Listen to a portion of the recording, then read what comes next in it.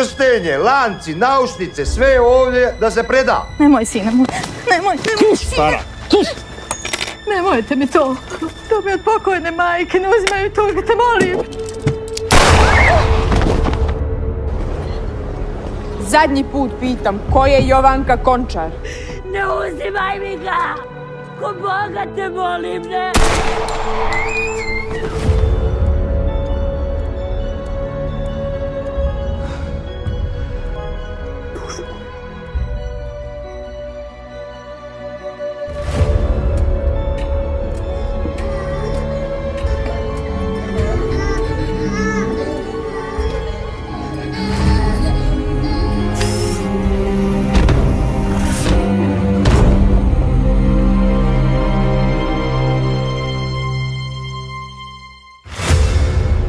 Halo teman-teman, kembali lagi bersama Gray Movie. Jadi di video kali ini saya kembali mencoba menjelaskan salah satu film dengan judul Dara of Jasenovac.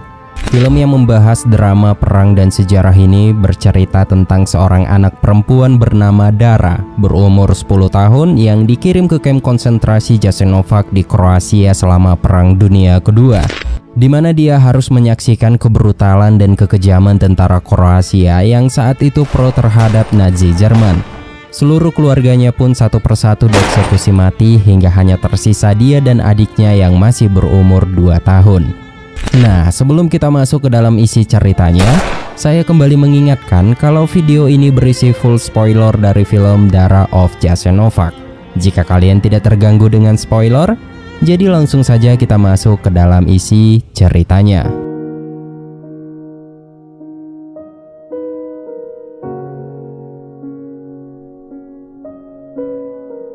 Film diawali dengan menampilkan sebuah tulisan yang menjelaskan bahwa selama Perang Dunia Kedua, negara Kroasia di bawah rezim Ustase yang fasis mendirikan sebuah kamp konsentrasi bernama Jasenovac yang bertujuan untuk melakukan genosida atau pemusnahan bangsa Serbia, Yahudi, dan Romania yang berada di Kroasia. Kamp tersebut adalah satu-satunya kamp Jerman yang berada di Eropa dan satu-satunya kamp yang menampung anak-anak. Kemudian kamera menyorot sekelompok tawanan yang sedang digiring oleh tentara Kroasia menuju kamp Jasenovac. Di tengah perjalanan, seorang tawanan bernama Mileva yang menganggap bahwa ia dan para tahanan lain akan berakhir tragis, secara diam-diam terpaksa memberikan bayinya kepada salah satu warga asli ras Kroasia yang sedang berkebun di sana. Ia menganggap bahwa ini adalah keputusan yang tepat pada saat itu.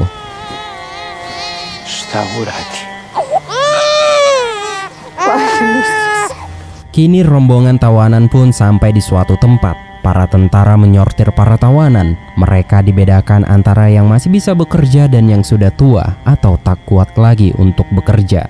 Sementara anak-anak dijadikan satu dengan yang masih bisa bekerja. Lalu mereka diperintahkan untuk menaiki kereta dengan paksa dan tidak secara manusiawi.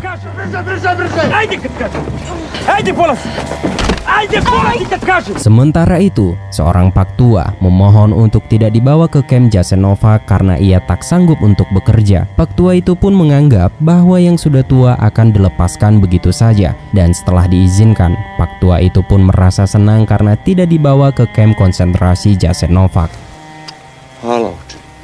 Sementara itu, semua orang yang berada di dalam gerbong kereta terlihat ketakutan, termasuk Dara dan keluarganya. Kemudian saat kereta berangkat menuju kamp Jasenovac, para tawanan yang sudah tua dan lemah, termasuk pak tua yang memohon tadi, disuruh berbaris dan langsung dieksekusi mati.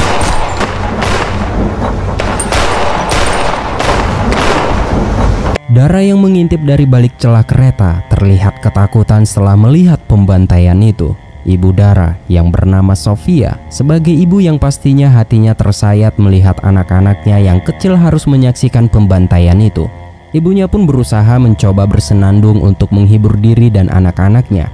Para tawanan lain pun ikut bernyanyi meski ekspresi kesedihan tak dapat mereka tutupi, dan Dara hanya bisa terdiam sambil menatap kosong ke arah luar.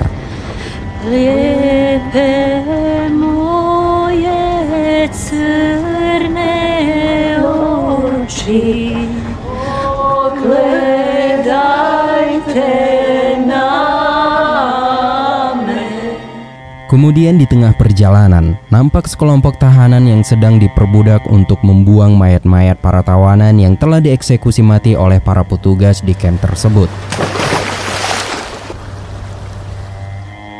Kini seluruh tawanan akhirnya sampai di camp Jasenovac. Mereka kemudian digiring masuk ke dalam camp. Dan saat berjalan memasuki camp, Sofia berpapasan dengan seorang pria yang ternyata adalah teman suaminya. Dengan keadaan khawatir, Sofia bertanya mengenai suaminya. Pria tersebut menjawab bahwa suaminya mungkin berada di camp karantina atau camp tempat pembuangan jasad manusia yang telah dieksekusi mati. Dan pria itu juga mengatakan suaminya tertangkap oleh tentara Kroasia karena bergabung dengan kelompok partisan. Pozadi ti je Luborić i stiže Max. Jesi vidio neđe moga muža? Nisam. I tamo su muški. Nema zastajkivanja! Tak lama kemudian, terlihat pemimpin bersama para ajudannya datang dengan menggunakan mobil mewah. Lalu para tawanan dikumpulkan dan diperintahkan untuk menyerahkan semua barang berharga bawaan mereka. Awalnya, semua proses berjalan dengan lancar tanpa menyebabkan keributan. Namun tiba-tiba suasana menjadi tegang karena seorang ibu-ibu yang ketahuan menyembunyikan barang berharganya di balik skrafnya. Tanpa basa-basi, ia pun langsung dieksekusi mati. Setelah semua tawanan memberi harta bawaan mereka, kemudian para tawanan digiring memasuki sebuah ruangan seperti terowongan. Sementara itu di camp karantina, suami Sofia, yaitu Markus, terlihat sedang berbicara dengan temannya. Dan mereka membicarakan tentang keluarganya masing-masing.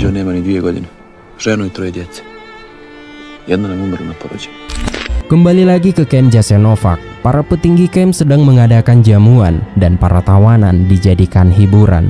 Mereka diminta untuk mengintari sebuah kursi ketika musiknya menyala. Dan ketika musiknya berhenti, mereka harus dengan cepat duduk di kursi itu. Dan bagi yang gagal untuk mendapatkan kursi, akan langsung dieksekusi mati. Dok glazba svira, vi trčite oko stolca. Kad zapovjednik digne ruku, glazba staje. Onaj koji u tome uspije, dobit će drugu šansu. Ajmo sad jedno srbijansko kolo.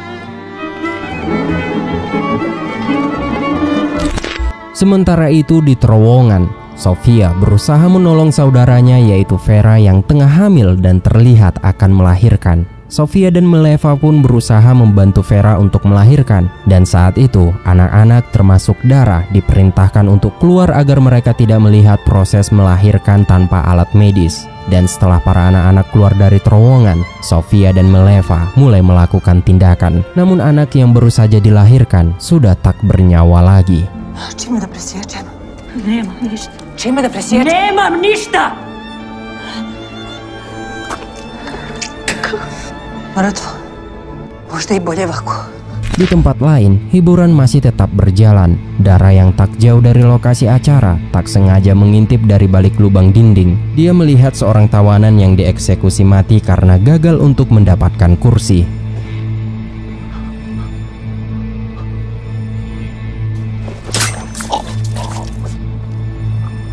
Dara yang melihat hal itu hanya bisa terdiam dengan diselimuti ketakutan dan kengerian. Apalagi saat permainan sudah dihentikan, semua tawanan yang masih hidup langsung dihajar sampai mati. Begitu juga dengan pemain musiknya.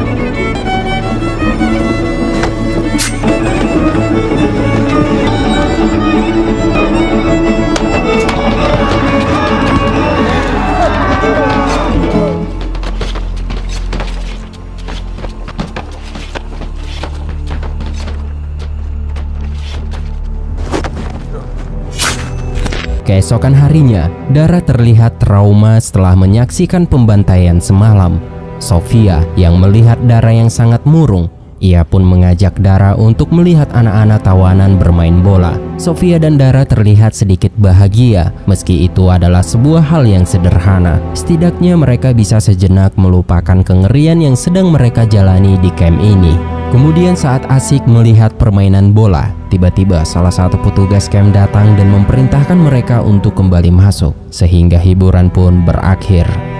Di siang harinya, tawanan pun dikumpulkan dan anak laki-laki di atas umur 15 tahun dipisahkan. Sedangkan ibu-ibu, anak-anak perempuan, dan anak laki-laki kurang dari 15 tahun diperintahkan untuk naik ke truk. Namun para ibu-ibu yang tidak mau berpisah dengan anak laki-lakinya sempat memberikan perlawanan, termasuk Sofia yang kedapatan membawa anak laki-lakinya yaitu Jovo, kakak dari Dara. Dikarenakan Sofia yang terus berusaha mempertahankan putranya, Sofia dan putranya pun ditembak mati tepat di hadapan Dara. Kunem se da ima, nemoj ga molim te, nemoj mi papisa. Ne laži, kujo! Ne uzimaj mi ga! Te molim, ne!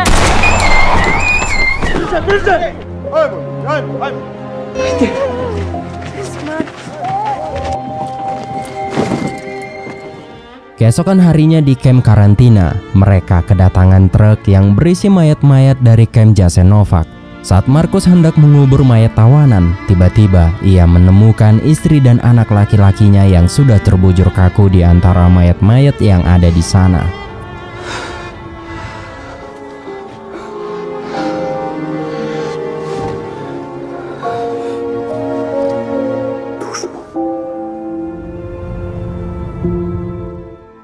Di sisi lain, Dara dan tawanan lain sampai di suatu tempat bernama Gradiska. Mereka pun didata berdasarkan nama lengkap, keluarga, dan tanggal lahir.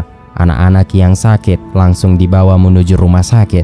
Di tengah-tengah antrian, adik Dara yang masih berumur 2 tahun terus menangis. Kemudian seorang petugas sekaligus seorang tawanan bernama Glanalika yang merupakan orang Yahudi menemui Dara. Ia mengatakan Dara harus bisa mendiamkan adiknya, jika tidak adiknya akan dibawa ke rumah sakit. Dan disinilah Glanalika memberitahu jika anak-anak yang masuk ke rumah sakit tidak akan bisa lagi keluar dengan selamat.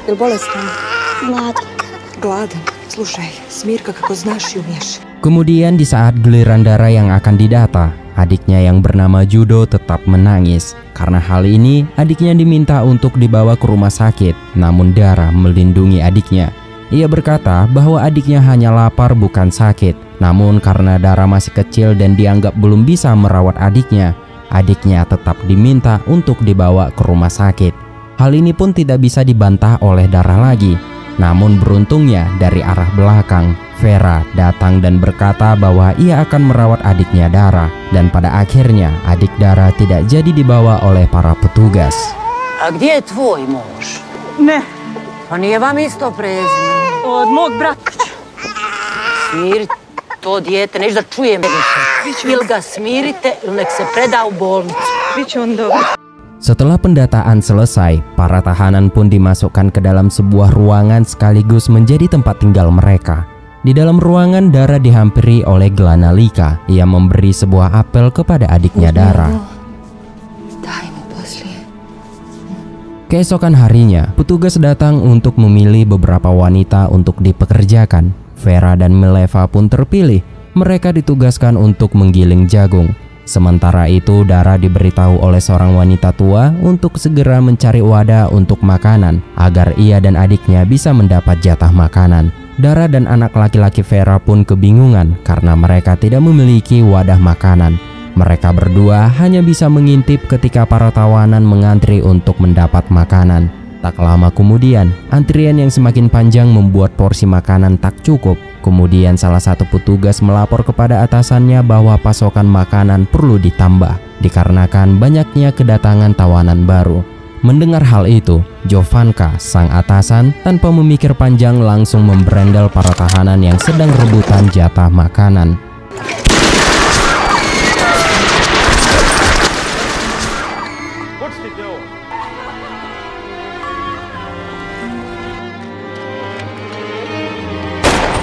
Dara yang menyaksikan kejadian itu kembali ketakutan. Namun dalam ketakutannya, ia berpikir jika ia tidak mendapat makanan, maka ia dan adiknya akan mati kelaparan. Terpaksa ia memberanikan diri keluar untuk mengambil makanan.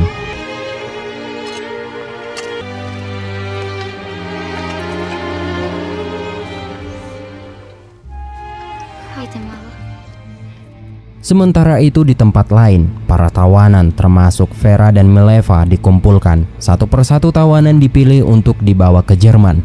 Vera terpilih, Awalnya Vera ingin menolak, namun setelah Ruza memberitahu jika ia menolak, ia akan langsung ditembak mati. Hal itu pun terbukti ketika salah satu tawanan menolak untuk dibawa ke Jerman. Ia pun langsung ditembak mati. Melihat itu, mau tak mau, suka tak suka, Vera harus mengikuti semua perintah itu. Ko je Jovanka Končar? Ne idem ja nigdje. Jela Šerbedžija.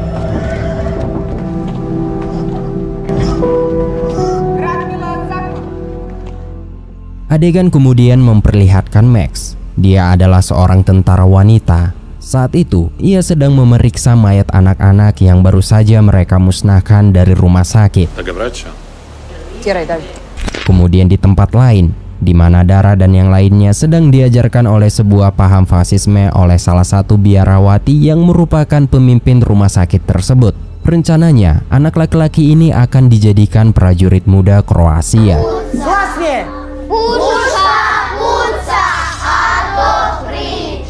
Di malam harinya, Mileva memberitahu Dara bahwa Vera telah dibawa ke Jerman dan Dara diminta untuk merahasiakan tentang ini kepada anak-anak Vera. Kemudian kedua anak Vera yang masih sangat polos menanyakan tentang keberadaan ibunya yang belum juga datang.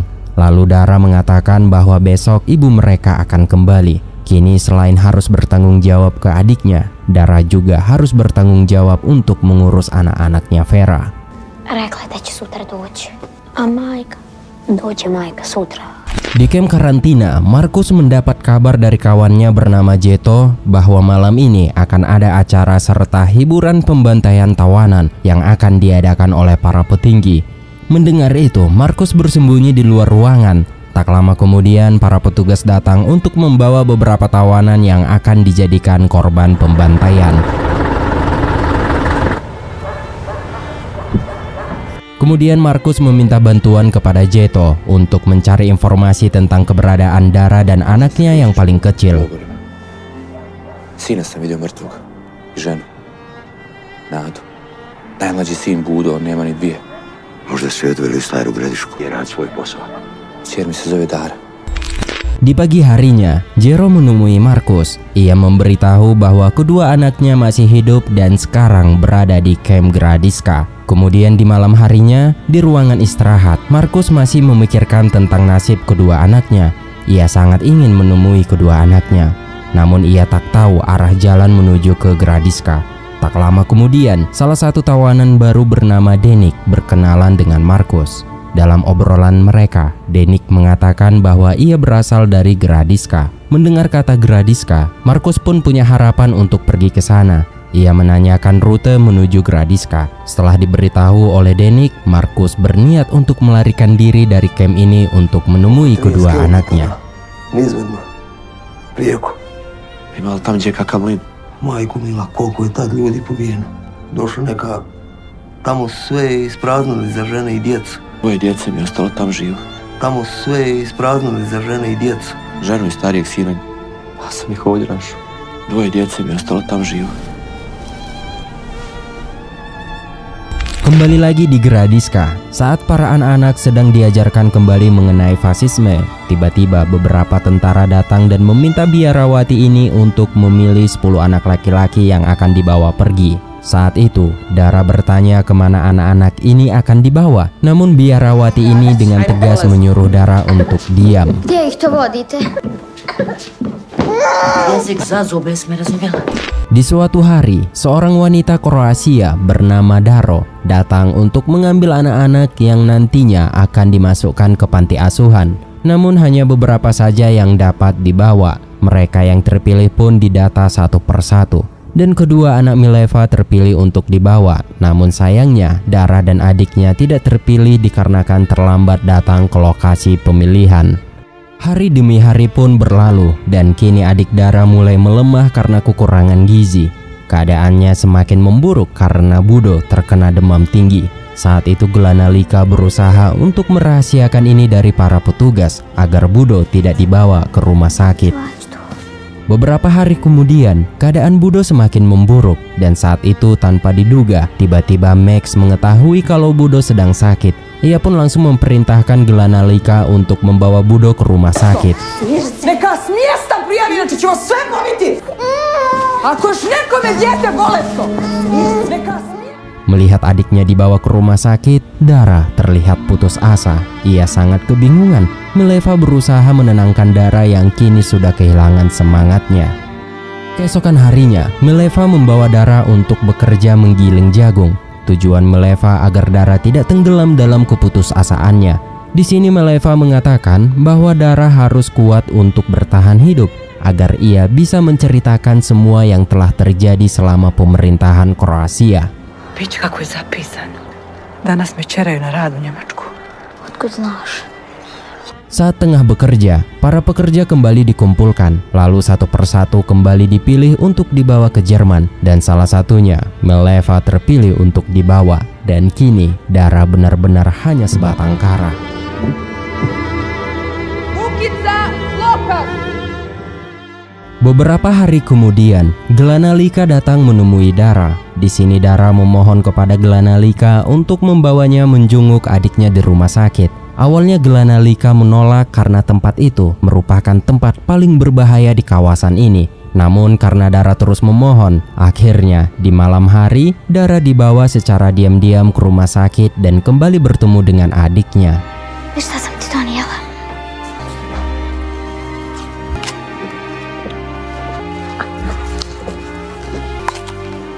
Ne bojte malo. Kemudian di saat Dara yang sedang menenangkan adiknya, tiba-tiba seorang petugas datang dan melihat Dara. Tanpa menimbulkan kecurigaan, Glanalika berusaha tenang dan ia berbohong dengan alasan bahwa Dara kini ditugaskan untuk membantunya di rumah sakit.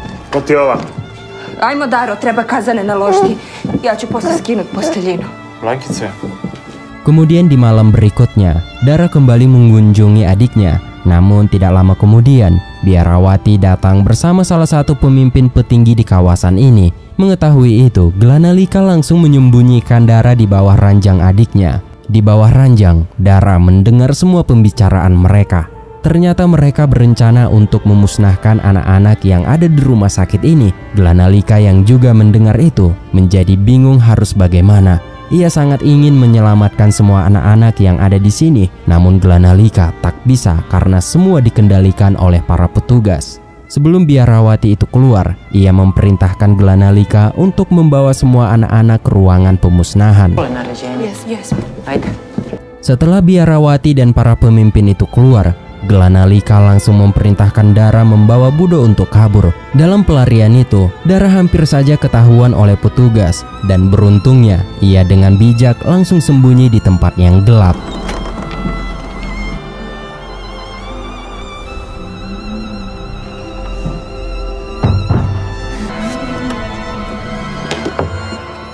Setelah anak-anak Yahudi dan anak-anak yang sakit dikumpulkan di suatu ruangan bawah tanah, para petinggi itu kembali datang untuk mengeksekusi menggunakan asap beracun.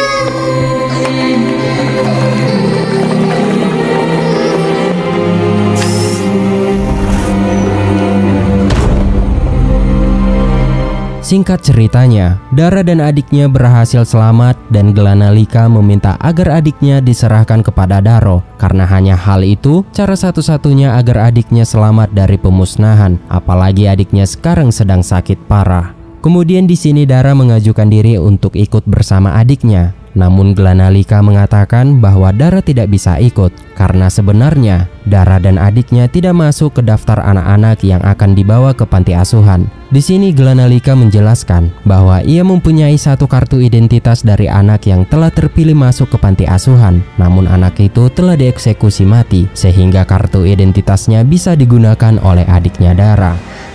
Sutra će doći one žene iz Zagreba što nose djecu. Ne može. Nema kako. Mileva mi je nešto ostavila od svojih kćeri. Nedavno nas razdvoje. Daro, niti ti možeš čuvat do vijeka, niti ja. Di sisi lain, Markus yang sedang mengubur mayat-mayat ingin segera menemui anaknya. Namun Denik melarang dikarenakan ia bisa saja langsung ditembak mati oleh para petugas. Markus yang sudah nekat dan ingin menemui kedua anaknya membantah semua perkataan Denik. Disinilah Denik menaruh rasa simpati, sehingga ia mengalihkan pandangan para penjaga untuk memberi Markus kesempatan melarikan diri.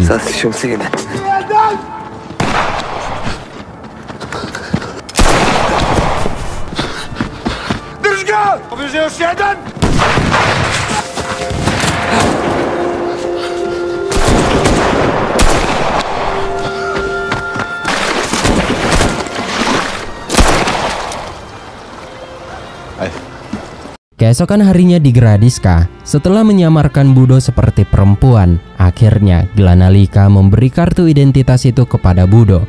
Dan tak lama kemudian Daro datang, dan Glanalika pun menyuruh Dara untuk bersiap-siap dikarenakan adiknya akan diberi kepada Daro. Dan di momen ini merupakan momen perpisahan yang menyayat hati para penonton.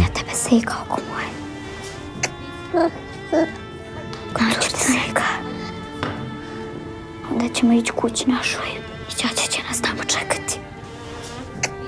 Čekaj još malo. Vrijeme je, mora. Evo još. Ime? Milanka Diklić. Niko nas neće razdvojiti. Sve kad ti se kune.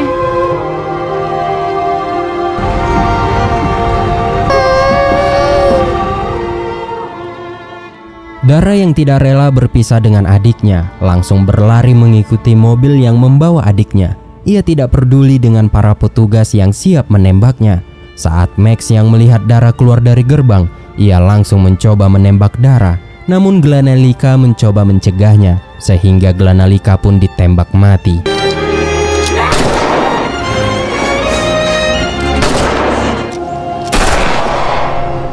Pengorbanan Glanalika tidak sia-sia. Dara berhasil masuk ke mobil yang membawa adiknya. Di sisi lain, ayah Dara ternyata berhasil selamat keluar dari kamp karantina. Ia berada di pinggir danau yang dimana saat itu mobil Dara sedang menyeberangi danau tersebut. Dan film pun selesai. Dara of Jasenovac adalah sebuah film yang menggambarkan kisah tragis tentang kamp konsentrasi selama Perang Dunia Kedua di negara Kroasia yang dikelola oleh pemerintah Ustase yang pro terhadap Nazi.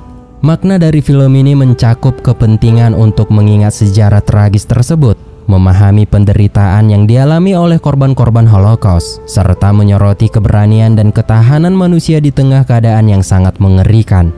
Film ini juga bertujuan untuk memberikan penghormatan kepada para korban dan memperingatkan tentang bahayanya fanatisme dan kekejaman manusia dalam sejarah. Dan perlu teman-teman tahu bahwa semua adegan dalam film ini hanya gambaran untuk dijadikan bahan pelajaran. Selebihnya kita harus kritisi kembali kebenaran atas sejarahnya. Mungkin segitu saja teman-teman untuk alur cerita film kali ini. Terima kasih yang sudah menonton video ini sampai akhir. Sekali lagi terima kasih buat teman-teman. Saya akhiri, sampai ketemu di video selanjutnya. Tetap merdeka dan jangan pernah bosan jadi orang baik.